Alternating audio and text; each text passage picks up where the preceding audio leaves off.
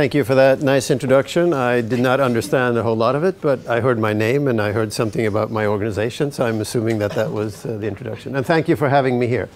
I'm going to talk about design today, maybe in a little bit different way, but hopefully after I'm done, you get a broader picture of what design can be. And let's start with this.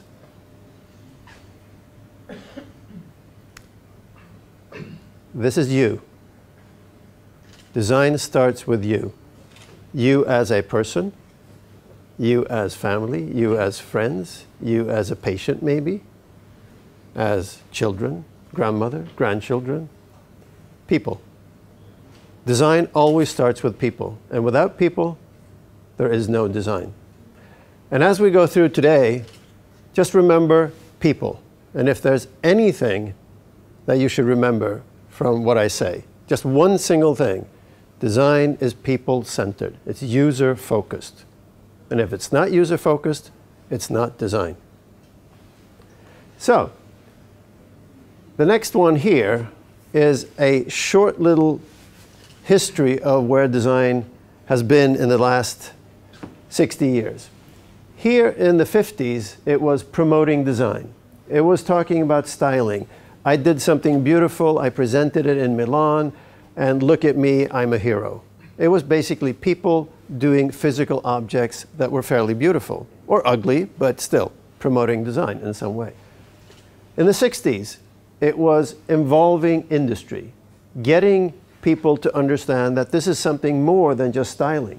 It's the product development process, to get more people involved in the companies to see that design can actually provide an income, an increased revenue at the end. As we go to the 70s, the ergonomics start coming in. People start talking about, actually these are people using these things. Maybe they should be easier to use. Maybe the ergonomics should be better for people that actually handle the machines or in the hospitals or wherever it may be.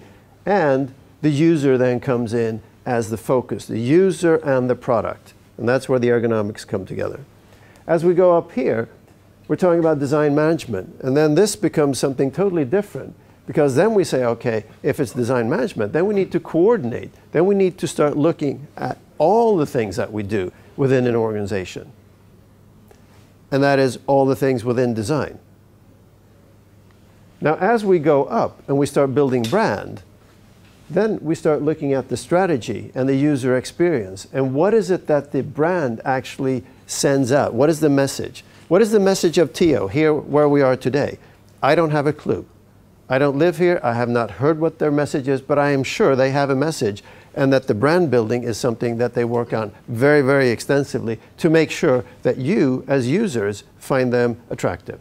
As we go up here to the beginning of this century, we start looking at the innovation. And when we look at innovation, we start talking about what is the vision of a company? What do they do? What is the vision of an organization? And what do they want to achieve so that you, once again, as users, will want to do business with them?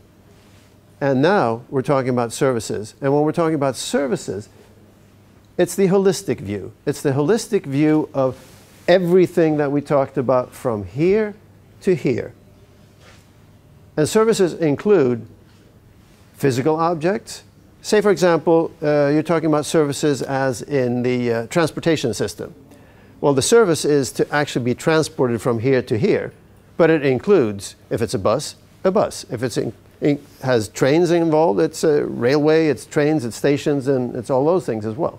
So, physical objects are usually part of services, but services are developed to make you feel happy and want to do business with these people again, whoever they may be. As we go forward here, we got to ask ourselves a question. Is it possible to predict the future? Well, the best way, of course, is to create it yourself. But if it's not possible to predict the future, let's look at the things that we have in front of us, the grand challenges that we have that will change what we do if we don't change them. One thing is global changes, and we'll look at a few of those. Societal development. What is it that's happening in our society? What's happening with digital development and so on? Policy development. One of those discussions is, should there be a design policy? but there are hundreds of other policies. And the discussion with a design policy is actually, should there be a design policy? Should design be in all policies? And the third one, which is actually the most attractive one, is should design be used for creating policies? Should design be used within policy-making activities to actually prototype what you're doing before you launch it to the public? So when you do that, then you've reached the highest level of using design in policy making. But as we go forward here, let's take a look at a few of these. One is, of course, the demographics, the aging population, and with that comes the health. We need to keep ourselves healthy, but when we're not, we need to make sure that we can take care of the ones that are in some way not as healthy as others. So that's one of the big challenges that we have in front of us. And probably the biggest cost for any country in the future is going to be the healthcare sector. Some people say that in 2050, 50% of the population will have a chronic disease of sorts. 50% of the population. That's a huge number. And if we're going to be able to take care of them, we need to design the systems in a better way to do that. When we look at other things, such as energy, energy is one of the most crucial things. We're using a lot of fossil fuels today, but we could use other things. So one of the major items to look at is, of course, how do we then create energy sources that will be efficient for the future that we can live with? It's not that the planet is going to disappear. It will be here. But what we're looking at is to make sure that we will be here as well and make sure that we can still live on this planet. When we look at other things, like the environment, we have, I'll stop for a short second. We went to dinner last night, a beautiful castle on a lake. It was great, fantastic. Thank you very much. And when we go to places like that, we just say, this is beautiful, this is great. We want to keep it that way. But the environment is also 23 floors down outside of this building here to make sure that that environment is safe and sound and that you can build on that for the future as well. So we need to make sure that the environment is something that we look at and cherish and save and protect for the future. Now all these things, you wonder, what do they have to do with design? Well, design is a part of creating a future where we want to be, and all these things are part of the future as well. So design can be a major contributor to make sure that we have that future that we want. So let's take a look at a few others. Waste. Waste has been considered for many, many years to just be waste. But waste is a resource. Used in the right way, waste is definitely a resource that can be used to create new energy sources, to create new products, and so on. So let's take a look at what energy and waste can do together. We'll walk into the next one, climate change. Some people say we can't do anything about it. Some people say it has nothing to do with what we people do. And some people say it has everything to do with what we do. I would say that if we know that the effect of what we create early on in the process has 80% to do with what the outcome is. That is, if you design something in the beginning the right way, that could start stopping the climate change as we see it, with rising temperatures and so on. So we need to take a look at what we can do, how we design the future to stop that climate change that we're seeing right now. This one here, you read about it, you hear about it every single day, no matter if it's here in this country, if it's in my home country, if it's in Italy, no matter where it is, it's an issue that we need to take care of. Now, some people say, has nothing to do with me. These are people that just move from one country to another, has nothing to do with my real life. Well, it has a lot to do with your life, because these people are going to, no matter where they come from, they could be in your next country right next door. No matter where they come from, they will change the way we live. And it could be you moving to another country. It could be me moving to another country. So it's not just people on boats. We talk about migration in Sweden. The biggest section of migration into Sweden are Swedes moving back home that have been living abroad. But this is what we talk about. But we need to look at what is it that we can do to make sure that the people that move into a country, no matter where they come from, are assimilated into that country and can start working and doing something that is good for the country right away. There's a huge challenge there. And one might ask, are the systems working as they are today? No. Are people involved? Yes. Could design be a part of it? Definitely. Urbanization. Building new cities. Building new cities with a zero footprint. New cities are exciting, interesting, and very, very fun to talk about. But how do you then take these new cities that are perfect in all different ways and integrate them into what's already there? And if you integrate it into an already existing city, what is it then that you need to do to the existing to match up to the new, and vice versa? That is a huge challenge. And just look around you, around here.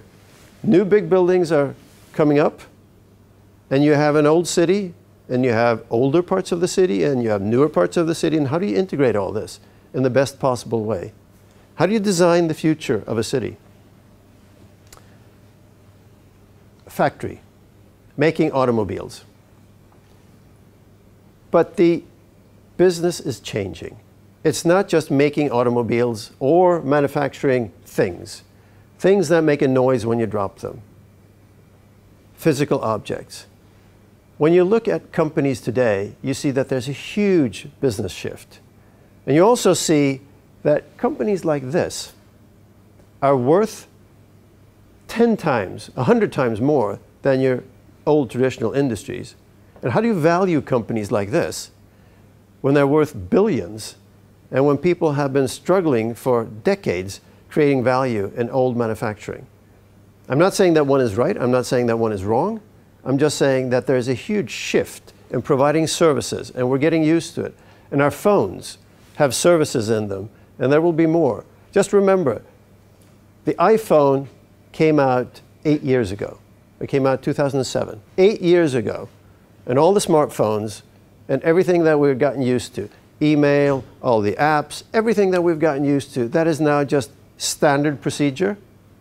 What will happen in another 8 years or 10 years or 15 years? How will that change our lives? And where does design come in? How will that make your life easy? Because that's what it's all about. Make your life easy, make your life attractive, and have fun, of course.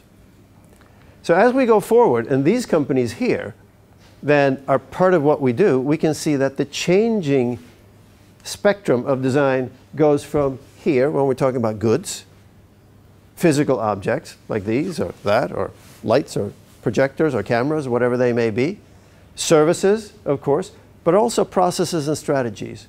How do you design a process in a hospital to make sure that the waiting line for breast cancer goes from 12 weeks to 48 hours? Design can be a huge part of doing that. So it's not only doing one or two of these, it's doing all of them. Maybe not at the same time, but design has the capability of covering the entire spectrum. Let me just go through a few things that makes design unique. Very simple things. One is to be visual. If I would ask you to draw a big black dog, if I would ask you, take that paper, turn it upside down, draw a big black dog, we would get 20 different black dogs here. Long legs, long ears, long tail, black dog with spots on, and so on and so on. So there would be different black dogs.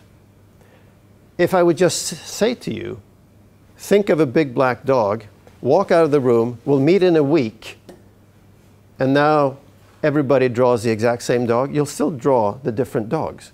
So being visual doesn't necessarily mean drawing beautiful objects. It means to visualize what the thinking is so that we collectively have that same picture. And maybe some of you, it's happened to me, maybe some of you have been in a meeting, you knew exactly what was going on, you walked out of the meeting, you came back a week later, and you realized that you did not have the same picture as the rest of the people, because you didn't have that visual picture of what it was. So visually and visualization is something very, very important for design. Now the second one is this iterative process. To actually do something and do it over and over and over again. Well, maybe we'll test this one. And now we have a little bit more information here. So we'll prototype this, and we'll test it, and we'll prototype it. No matter if it's live bank services in a bank office, or if it's testing something to be manufactured in a factory. But it's prototyping it over and over again as you're going forward. And this could be a very scary process, because most people consider this free fall. You have no idea where you're going in the beginning. It's not a linear process like this. It's a looping process. But once you get to where you want to be, from there on, it's easy sailing. Co-creative. I mentioned doing this together, this visual picture. If we would do something in here together, you would all feel that you were part of it, and then we would go do it. We would be using the people actually then needing this, whatever that may be, the users, the people that own the process, and everybody in between, so that we create it for the people. Let me give you an example. In the past, doctors have been considered as close to God as you can get. They save lives, and they tell you exactly what to do, and you go do that. Take this medicine and you'll be fine, or go do this and this and this. But if you have a disease, a chronic disease, who knows better than you what your problems are? You know exactly how you feel every single day, every single minute of the day. And today, doctors are creating the treatment together with a patient. It's a huge shift, but it's a lot better for the patients. And are doctors there for doctors, or are they there for patients? They're there for patients, for the user. So, how do you co-create? How do you co-create a service of public transport? How do you co-create a new pair of shoes or skis or cars or whatever? Involve the users. The fourth one, oops. I wonder, oh, that was a black button. Talking about design, should the black button be close to the forward button? I don't know. The fourth one here, human-centered. I've said it once, I've said it many times. People, people, people. Focus on the users. So as we go forward then, there are a couple of things here that you need to integrate to make design work. One is the functional aspects of design. The functional aspects, and I'll get back to those, are extremely important to make it actually work. Take a phone. How does it work? Can I call? Can I make phone calls? Can I do whatever I have to do with a phone? Now the next one here are the emotional aspects. Do I feel good using my phone? Does it make me happy? Does it make me less stressed or more stressed? But it's the emotional part of it. And the third one is the social aspect of it. So design is really the integration of all three: the functional, the emotional, and the social utilities, based on, of course, the needs of the users. I'll give you an example of something, and then I'll give you another example where we use those exact words. Those words there: safe, confident, preferred, and accepted. Do you know what this is, by the way? Does anybody know what this is? It's a helmet. It's a bicycle helmet. It's like an airbag bicycle helmet. So you have a collar on like this. You don't have a helmet on your head. Some people do not want to have a helmet, no matter if it's air blowing through your hair or you've styled your hair or whatever it is, but people don't want helmets. So it's a collar. And when you fall, boom, the airbag inflates. And it doesn't inflate when you just drop it. They have 600 different versions of falling where it inflates. But anyway, is it safe? Yes, it's safe. It has been tested. It works. That's the functional part of it. Confident. That's the emotional part. Do I feel confident? And the social part is it preferred and accepted by people around me? That is, do I dare to show that I have this collar on? Can I actually walk out into the streets with this collar without having people laugh or point fingers or do other funny things to me? Of course, it's a cool thing. So it's preferred and accepted. Now that's a physical object. That's a product. Let's do the same thing with the emergency ward, the emergency care room in a hospital. Safe? Yeah, it's in a hospital, should be safe. Do I feel confident going to the hospital? Well, most people do. Even though you're scared, you feel confident that they will take care of you in the best possible way. And is it preferred and accepted to go to the hospital? Yes.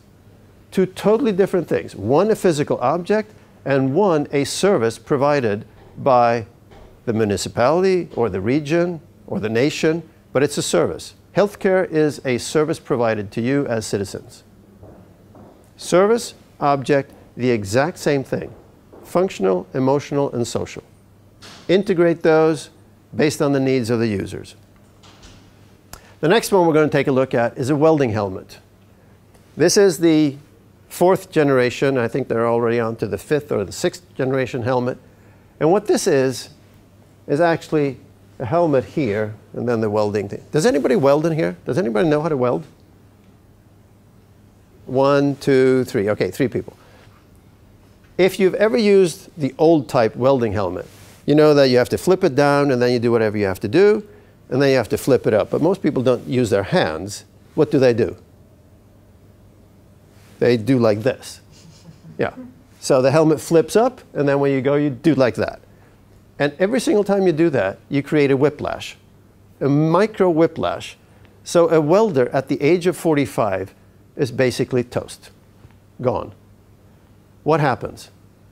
When they can't work anymore, they're on sick leave, and instead of providing tax money to the government to provide other services like healthcare and transportation and all that good stuff that we pay taxes for, they're actually drawing money from the government because they can't work anymore.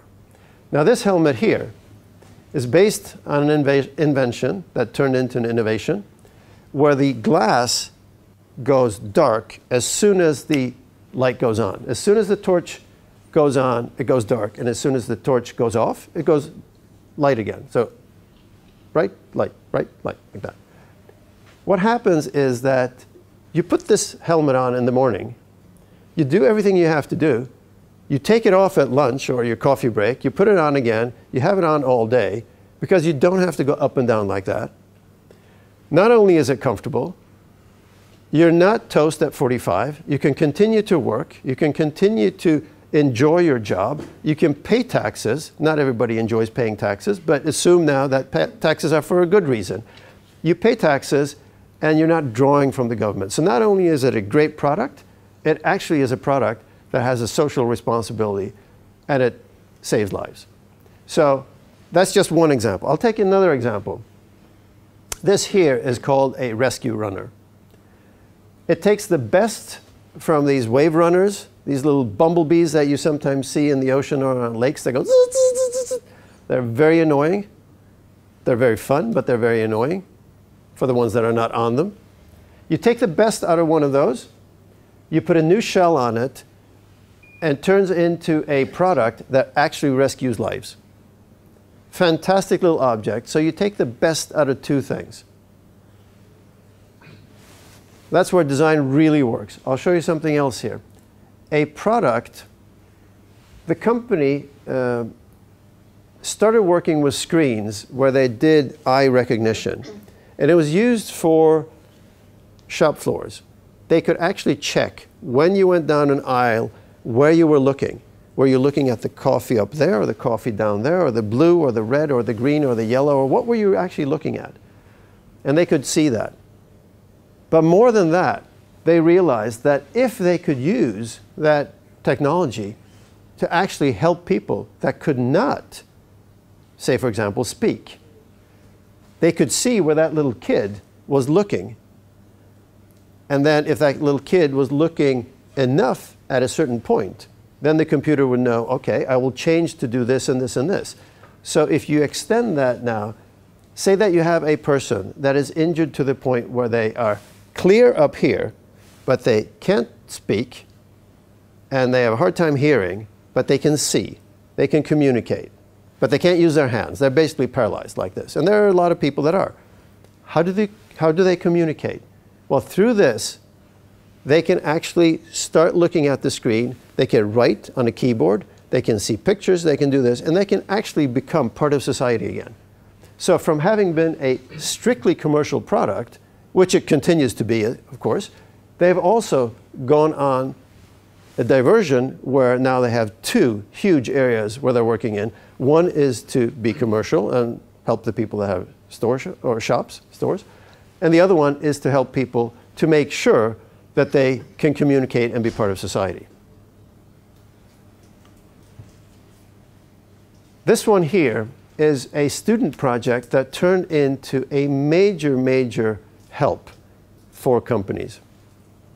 It's right now being manufactured, but imagine, how do you tell design students to start working on mental illness in the workplace?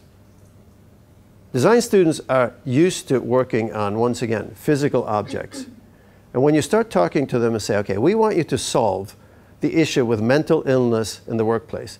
And when I mean mental illness in the workplace is people get burnt out, they are stressed out, they feel like they are not producing, maybe their boss or their coworkers feel that they're not really doing what they should be doing, but they're still there. And they don't know where to get help and whatnot. This little thing, which is a first aid kit for mental illness, asks a bunch of questions. You set the slide bars to, well, I'm over here, okay, it looks like I'm a little bit too much on that side, maybe I should get help. Or even if I don't do it, maybe your friend sees it and says, okay, Anna here is really in trouble because I can see that she does all these things.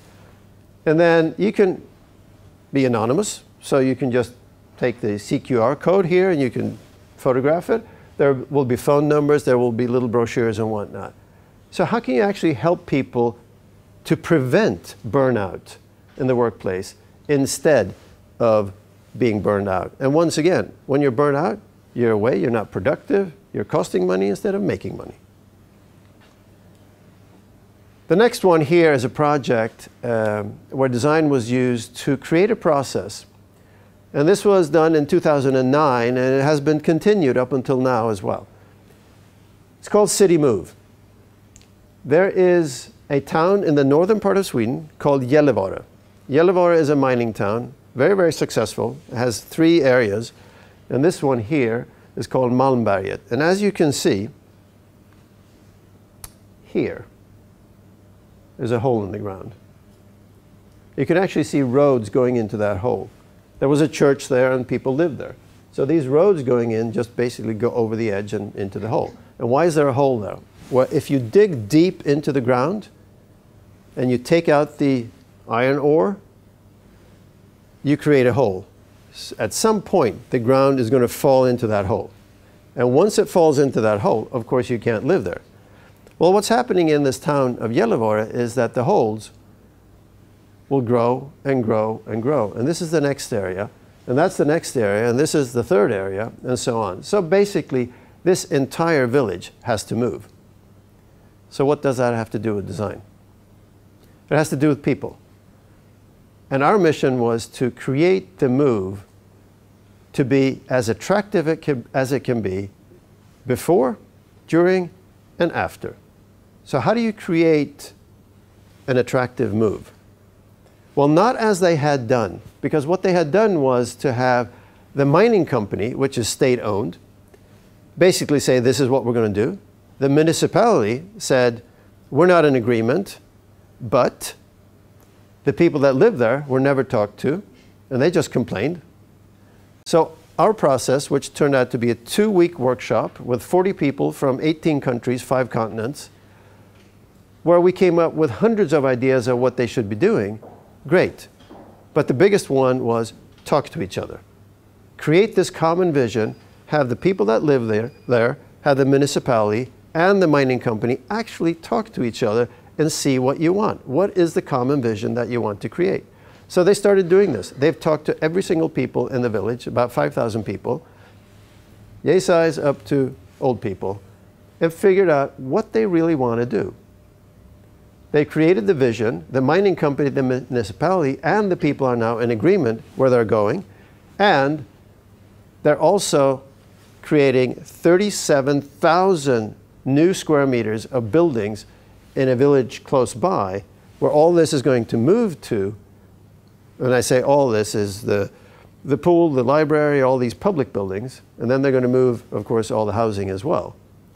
So what we basically did was that we provided them with a process, the design process that resulted in people talking to each other, that resulted in a common vision, that now has resulted in a bunch of physical activities, which is architecture and objects and new ways of doing things.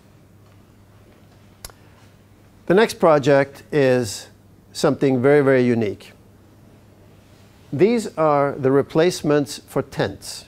If anybody is aware of what the UNHCR does, they provide tents and other things for refugees. Tents have a lifespan of about 6 to 12 months. They burn in the sun and they disappear. They basically disintegrate, and then you have to replace it with a new tent. So our mission was to create a house, which of course is a lot more livable for a family. It lasts for a longer period of time. Luckily, we got the funding from IKEA, and not surprisingly, they come in flat packs. So all the panels are packed flat. It has steel tubes, and the people that live in them now feel that they have a house, and once they leave the refugee camp, they can take the house with them. They can just keep the steel frame, build whatever they want around it, or keep the panels and whatnot. So we've created something with a lot more dignity, that it's easy to pack, easy to ship, and will provide UNHCR with a better solution. And that is taking the problem. What is the problem with refugee camps? Looking at that, looking at the people, involving them, and saying, what can we do to do this better? And this was the solution. The first 10,000 have been ordered by UNHCR. We sold the company because we're not in the process of manufacturing. We're in the process of providing solutions. And now IKEA is the one owning the company through a foundation. And they're, of course, going to provide hundreds of thousands of these over the years to come. But it was an interesting project to be part of. It took probably about 5 years in our ownership. And you'll probably see these more and more as they come out into the refugee camps. Just as a small little item, do you know what the average time for a person in a refugee camp is? How long do they stay in a refugee camp? Average. A year? 5 years. 5 years? 10. 10 years? 12 years.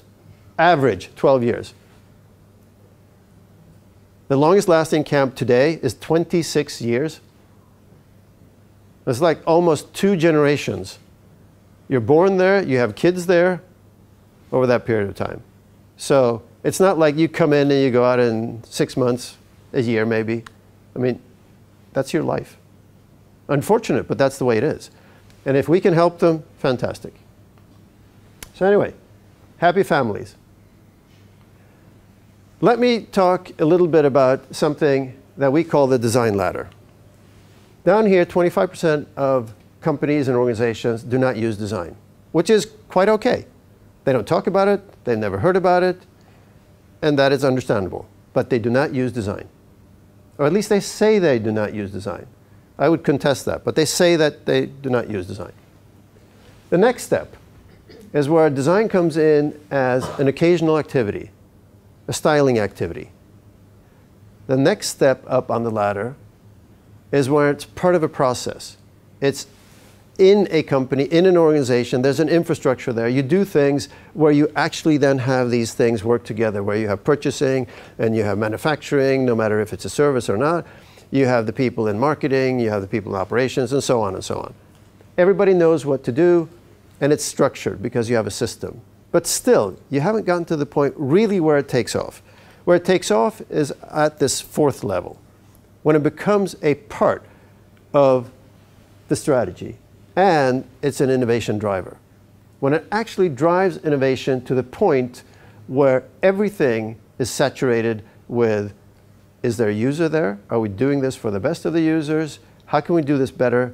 How can the entire corporation use design to provide a better offering to our customers? That's really when design starts making sense. Now, if you do this for the public sector, this is down here is for discrete activities.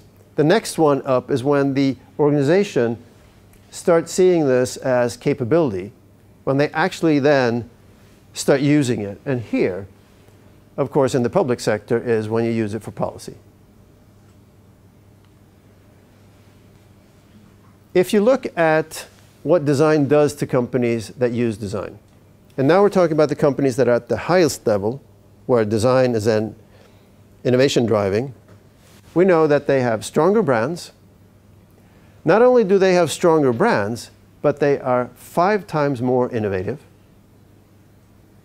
And what does that really mean? Well, if you're 5 times more innovative, you're probably likely to launch more products and more activities into the marketplace, no matter what that is. You have higher exports, which means that you're probably more successful, you're taking market share, and you're making more money somewhere. And the most important thing is that we have proven through research that these companies are more than 50% more profitable. So using design, not only is it a way of doing these activities, it's actually a way of assuring that you will be more profitable. But you got to work your way up over the ladder, and you've got to be at the highest level to make sure that that happens. So it saturates everything you do in the organization. Now, as we go forward here, we're going to be talking about how design makes a difference. Now, if you are here, there, the yellow dot, and you say, I want to go to that island, and we'll do a test here and see how many can follow me. I want to go to that island over there. The island has white sand, palm trees, blue water. Does anybody see the picture? Sand, blue water, palm trees? Who did not see that picture? Okay. Who in here actually thought of how to get there, what to pack, when we were going? Nobody. You just saw the... Not yet. Not yet. Not yet. Very good, because what do you need to do? Well, you need to make sure that you are there. Yeah, so you're there now. But you also need to make sure that you create this. Because it's real easy to say that we're going to this fantastic island somewhere. But it's very difficult to get everybody in here on board, understanding when we're going, how we're going, what we're packing, why we're going, and all these different things. So you got to take this in little small steps. It's like eating an elephant, one piece at a time. And you create these when you know what's going to happen here. So you integrate the functional, social, and emotional needs, of course. And that is when you shape these goods and services and processes and all the things that we've talked about. So you need to do this in a very structured way, yet sometimes when you just say, we're going there, you need to make sure that you have a plan that you can follow. And going there isn't that easy either, because going there might be that entire process of looping things around and finding out where you're going. And that might be the biggest issue of all, to figure out where that is. But assuming now that that happens, this is what a normal development process looks like. From idea to implementation. In the beginning here, all the opportunities are open. It basically doesn't cost you anything to have a great idea.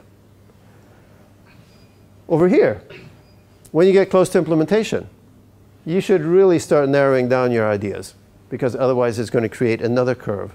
And that's this red curve here, which is the cost of change. If you're really close to when you're going to launch something here, and you want to change up there, it's going to be very expensive. And you're going to have a lot of mad people around you saying that we decided this. It does not follow plan A or B. You're doing something different now. And that's going to happen. So a normal development process pretty much looks like this. It follows that green line. And then somewhere here in the middle, some smart person says, maybe we should talk to the users. Maybe we should check if we're doing the right thing. Scary, but let's do a reality check. Let's see if they really want this. what usually happens then is this. The curve goes the wrong way because the users, the clients, the patients, the customers come up with all these questions, answers, and they might not like it going that way because they have all kinds of other ideas. So there will be a time here of change. There will also be a time over here, probably of delay from here to here, which means that you might be late into the marketplace, you might miss a season of something if that's what you're doing, or you might say that this was going to be launched this year so that we could have so-and-so, or if it's in the public sector, it could be a hospital or whatever it may be, but you'll be late for some reason. Now, does anybody here have any idea what could be done to not have that picture shown like that? Start in the beginning. Like that? Okay, we'll move them that way and see what happens. All that fits inside the green line. Simple picture, I know. Cheap tricks, but it's actually that easy. Involve the users from the beginning. Get them involved, ask them. They are part of creating that future that you want. And it's fairly simple. We work with 4 eyes. The first one is to identify, to see what's out there that needs to be done. Once you see what's out there and what needs to be done, you need to inspire the people that are going to do something to actually see that light and see what's in it for them. And then from there, start initiating things and make sure that the implementation happens. So as an organization, we work with the side that buys design, that uses design, not the one that provides design, but the ones that are going to be using design. And what we need to do is to identify who they are, start inspiring them, initiate, and then make sure that the implementation happens where they are. Fairly simple, but it works. We have, and this is the second to last picture, we've created a cloud, as we call it, with all these areas that we feel are extremely important to make design spread in society as it should. So on the top there, it says innovation in business. We have one here that says innovation in public sector. We have impact labs, research networks, design and policy, design and society, and so on and so on. And what this does is to spread the information, create networks where things are actually happening outside of our own organization, because we can only do that much. But if we can involve people outside of our organization, people that are inspired, that design can actually help to create that future that they want, then things will happen, no matter if it's in a business, in the public sector, academia, or wherever it may be. So the last picture is this. You're all familiar with these 3 letters. But let's change that last one to D instead. Return on design. Design creates value. Thank you very much.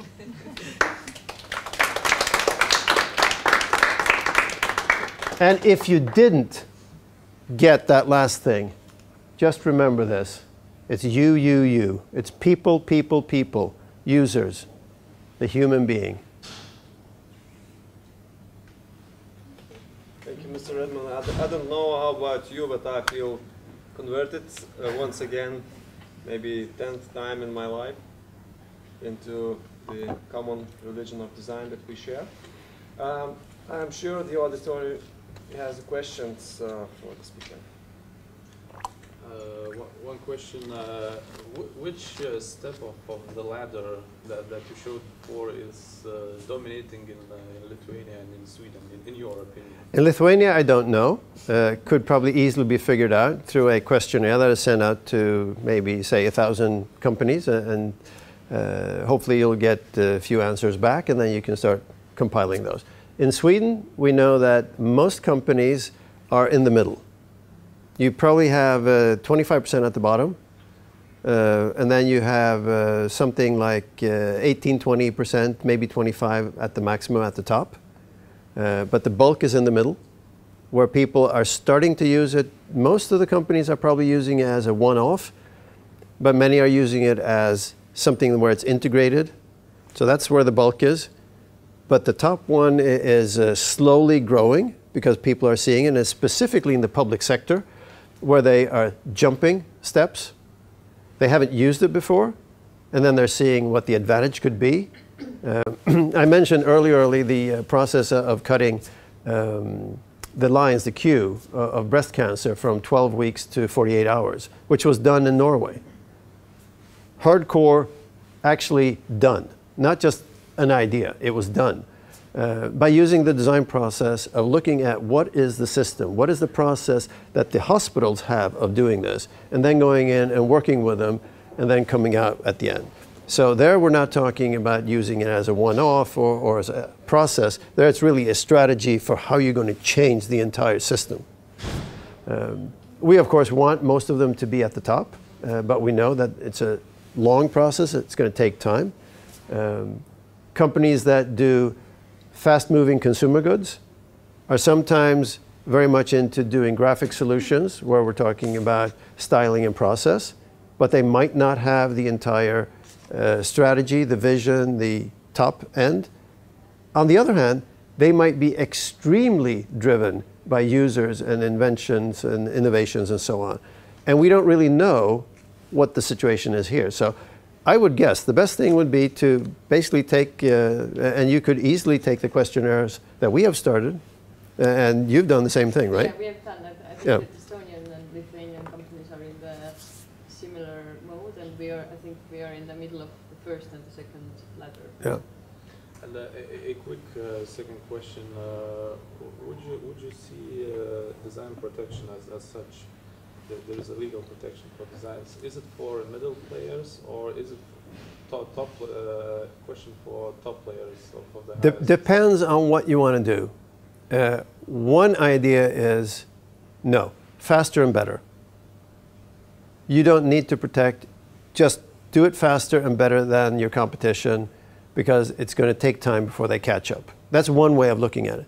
The other one is let's protect what we have, but also let's make sure we understand why we're protecting.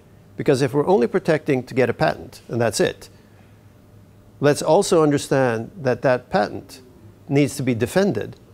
And if Coca-Cola or Volvo or IKEA comes in and starts playing the game of legal activities, are you prepared to defend your patent?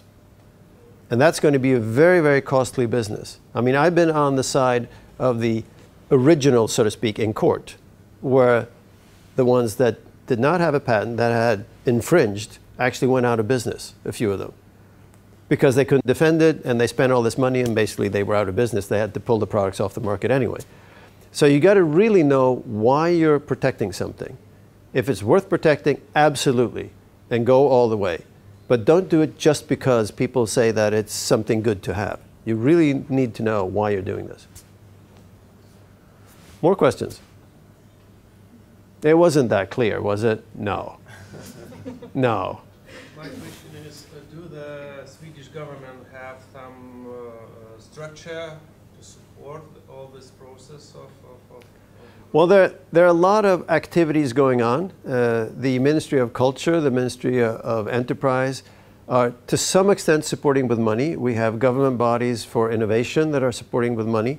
The challenge is to make the people that are supporting see the same picture as we're seeing. It has nothing to do with understanding. It has to do with what is it that we want to achieve and how do we get there. I was talking about free fall and the scary process of design. Say, for example, that you're handing in an application and the government body that's going to support you wants to know who's going to be part of the process, what are you going to do, when is it going to happen, and what is the result. And you got to spell this out before you get the money. Okay, the design process, who's going to be involved. We don't really know yet because we don't know who we're going to be talking to, because we might find out when we've talked to these people that we need to talk to these as well. What is it that you're going to achieve? The design process by default is creating something that we don't know what it is. So who's going to be involved in doing that? We don't know that. When is it going to happen? We don't know. So you have all these uncertainties. And the challenge is to hand in uncertainties to a government body and then expecting to get money from them to go do something. Major issue. So we're still in the process of enlightening and creating awareness to say that this is something. One example was that we handed in a proposal. A lot of money was at stake. We did not get the proposal, but the government body said, there's something in design that we don't really understand, but we realize that it's important. And we want to give you some money. Very little, but still some money to further develop this. If we look at the EU, the Commission, DG Enterprise, for example, understands that design has something. They don't really know what, but it has something that creates a future where you're involving a lot of people. There is a scary part in the middle, but the results are usually great. So they've spent over the last, I would say, 10 years, probably about 10 million euros total to support different activities where design can then be shown as contributing to the future. One of them was, how do you measure design? Because that's one of the questions. Okay, design, great, fantastic, you're talking about it. You're converted for the 10th time. I don't know how many times I've been converted. I've been doing this for many years, but still, every single time we talk about it, we want other people to see that same picture.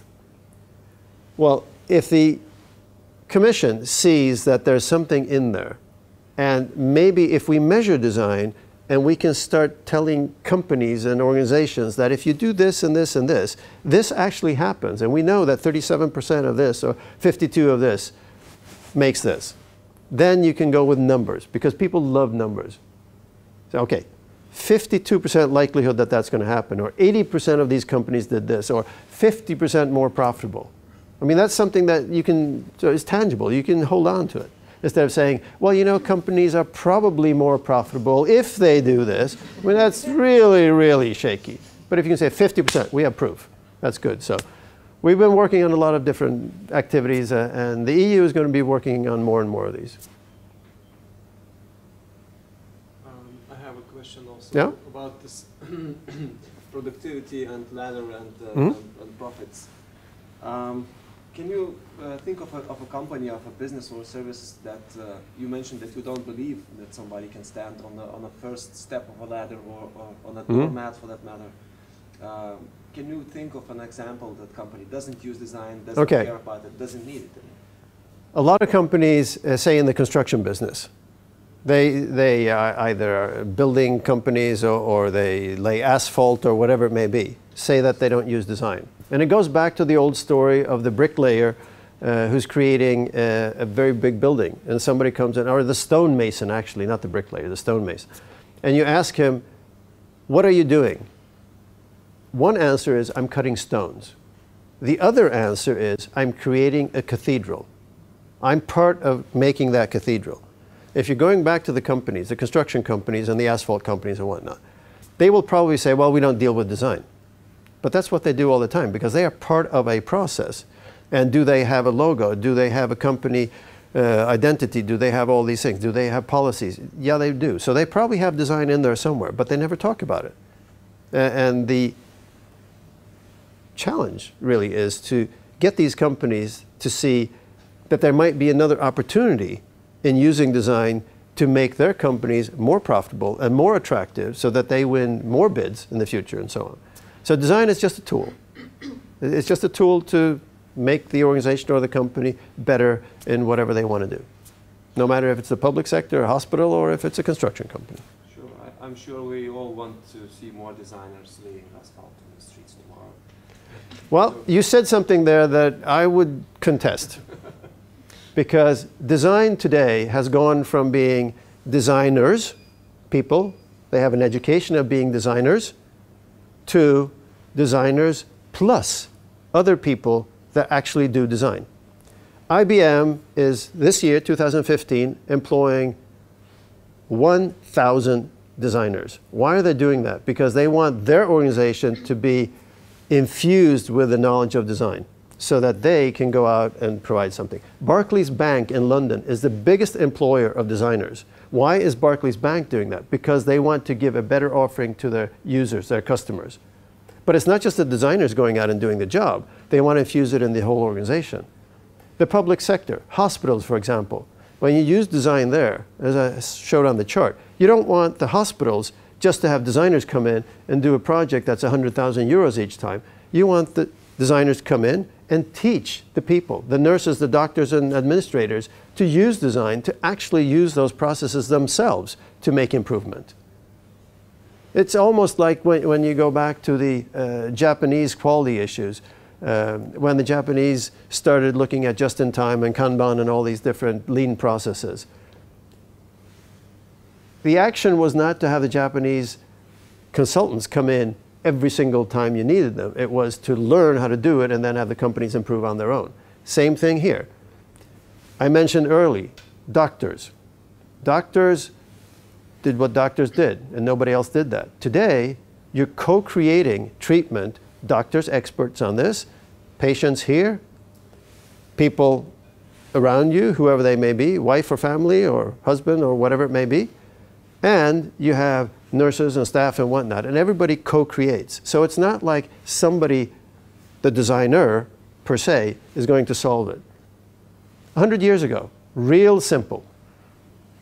You had a designer, I do this, I do the drawings, I do the construction work, I do this and this and this and this and this, and my name is so and so, and I'm as close to God as I can be.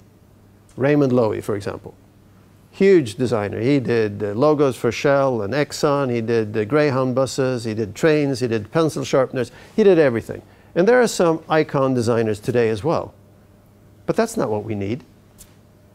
We need design thinking, the process of design, to help us to create that future where we're slowly losing the grip of what it's going to be. But we have a chance to get back and make sure that it's going to be good. And let's use the design process, and let's use the expert designers to help us, and have other people pick up what design thinking is and go do it. Yes? Okay, but at the end the question is, who is the owner of this design? Who is the? The owner of this design, or author, we can say. Okay. In Sweden you have this accumulation of protection of rights. Right, right. Under copyright or under the registration rights right. as design. So if you have this cooperative process, yep. At the end, who is the owner, who gets profits? Of course, if it is hospital, it could be in a public domain. When it comes to services, you can't protect services. You can't copyright services. So basically, 50% of the market is out of touch for copyrights and patents and so on. When it comes to the others, of course, it's a huge challenge, because what you need to do is you need to have some great documents that say that we did this together, either we have the rights together or you resign your rights or whatever you do, but you have to do that before you start. Because if you get to it at the end, you're going to have problems. So you're on the right track. Good question, and it's a challenge. Yeah. Yeah.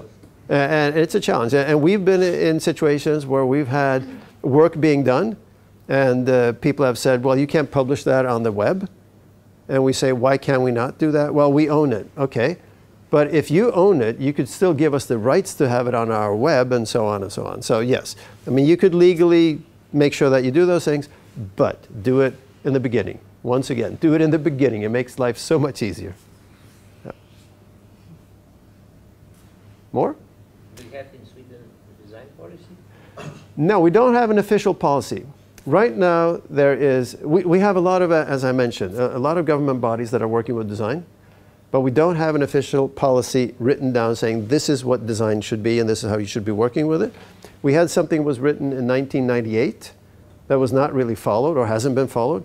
There's something going on right now where we're working on a design policy that is very broad, and it basically is looking at a policy for the environment within which we live, which includes architecture, design, and all those things. But it also includes how do we then work with the public sector and the health and so on. So it's a lot bigger than just a design policy, but it will probably govern how we work with design as well. And do you need design policy? My personal opinion is that In some cases, in some countries, not. In some countries, absolutely.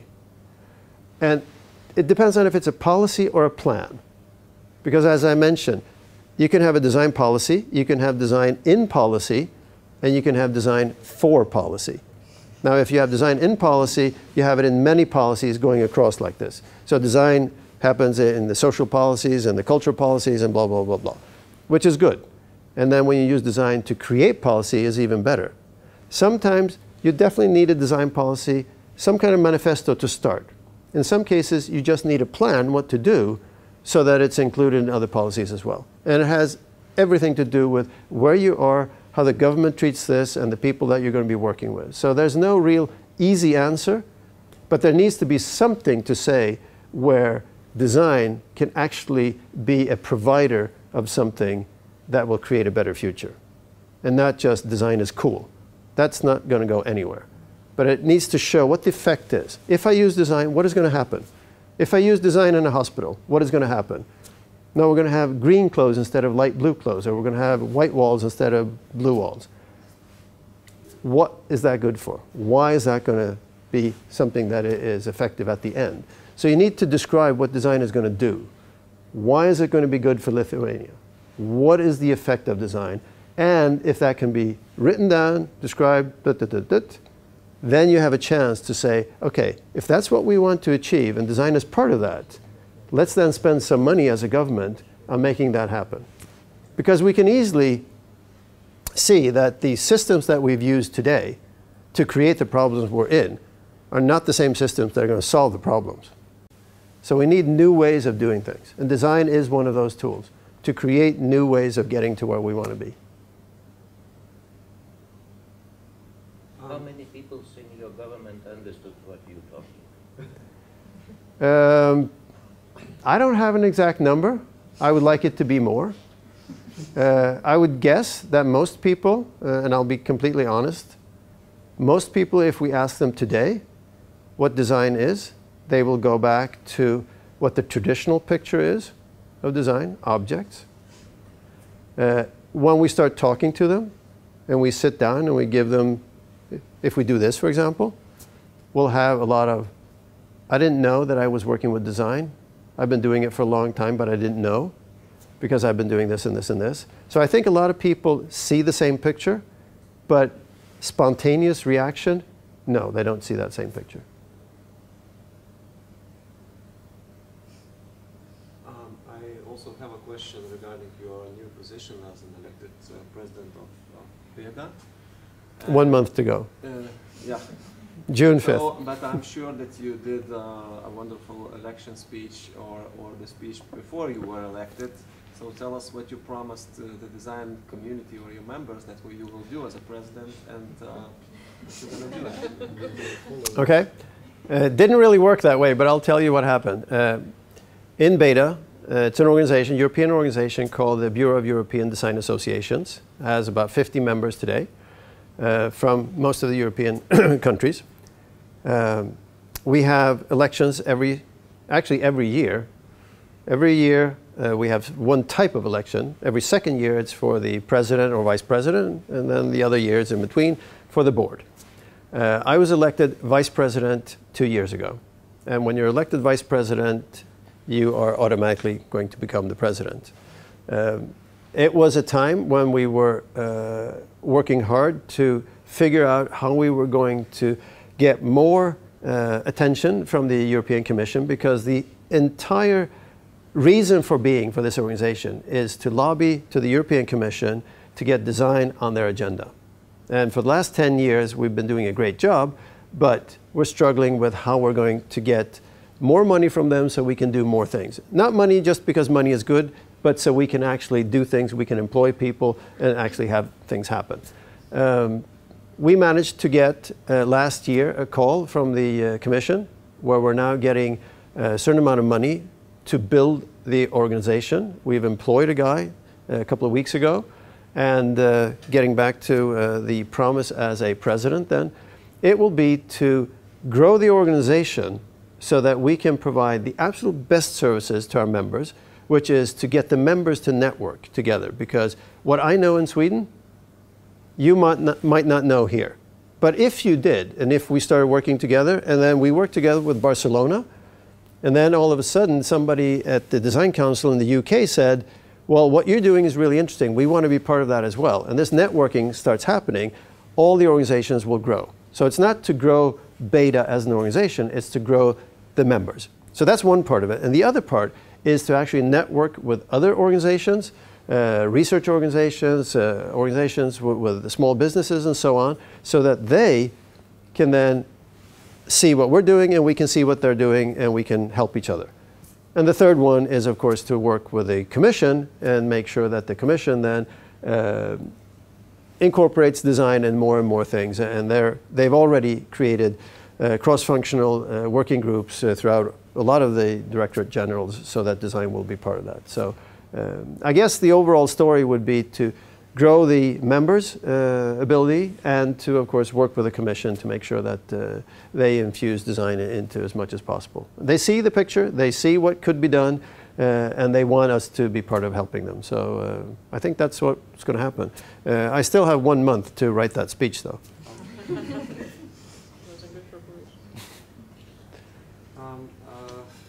I think we are a bit off. Yeah, we're totally off time, but I apologize for that. I think you all enjoyed the conversation. How about we make a coffee break now, and then your speech after, and then we talk somewhere else. Well, we move our discussion out of here probably if we are out of town, out of time. Yeah, everybody fine with that? Thank you very much. Okay, thank you.